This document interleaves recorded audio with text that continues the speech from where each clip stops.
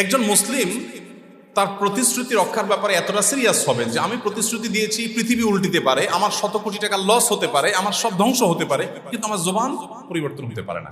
নবী করিম সাল্লাল্লাহু আলাইহি ওয়াসাল্লাম আবু বসির রাদিয়াল্লাহু তাআলা আনহুকে শত কষ্ট থাকা সত্ত্বেও তাদের হাতে তুলে দিয়েছে। এর নাম হলো আখলাক, মুসলমানের আচরণ, মুসলমানের ব্যবহার, মুসলমানের লেনদেন, মুসলমানের উঠা বসা।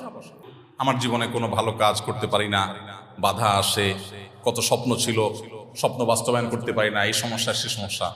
আমি বলি যাদের জীবনে এই অভিযোগ আছে তারা মুহাম্মদ সাল্লাল্লাহু আলাইহি ওয়াসাল্লামের জীবনকে 1 থেকে 2 মিনিটের মধ্যে এক ঝলক তার জীবনের দিকে আপনি একটু নজর দেন, ফোকাস করেন, আপনি দেখতে পাবেন যে আপনি তার চাইতে দুঃখী না।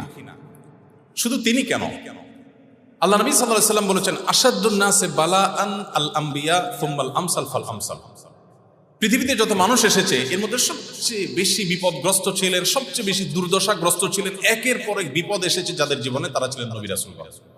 এবং তাদের সাথে যাদের যত বেশি সাদৃশ্য হবে, নবী রাসূলদের আদর্শকে যে যত বেশি ধারণ করবে, তার জীবনে বিপদ আপদ বাধা তত বেশি আসবে। আপনি আমাদের নবী সাল্লাল্লাহু আলাইহি ওয়াসাল্লামের কথা যদি খেয়াল করে দেখবেন, তিনি পৃথিবীর আলো দেখবার আগে আগে তার বাবাকে হারিয়েছেন।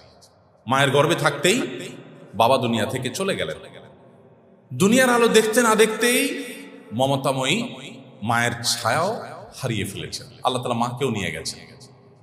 যে মায়ের বুকে তার দুধ ছিল, তার খাবার ছিল, রিজিক ছিল, সে মাকে আল্লাহ তাআলা নিয়ে গেলেন। মায়ের দুধটুকু পর্যন্ত পান করার, মায়ের স্নেহ মমতাটুকু পর্যন্ত পাওয়ার সুযোগ তিনি পাননি। কৈশোরে যখন তার একমাত্র অভিভাবক দাদা আব্দুল মুত্তালিব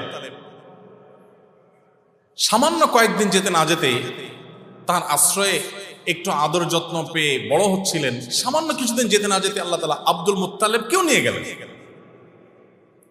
তারপর তার সবচেয়ে বড় অবলম্বন ছিলেন ঘরের ভেতরে তার স্ত্রী আমাদের মা উম্মুল মুমিনিন খাদিজা রাদিয়াল্লাহু তাআলা আনহা, আর ঘরের বাইরে তার একমাত্র আশ্রয়ের জায়গা ছিলেন কে ছিলেন? চাচা আবু তালেব। একই বছর একই সময় আল্লাহ তাআলা দুইজনকে নিয়ে গেলেন।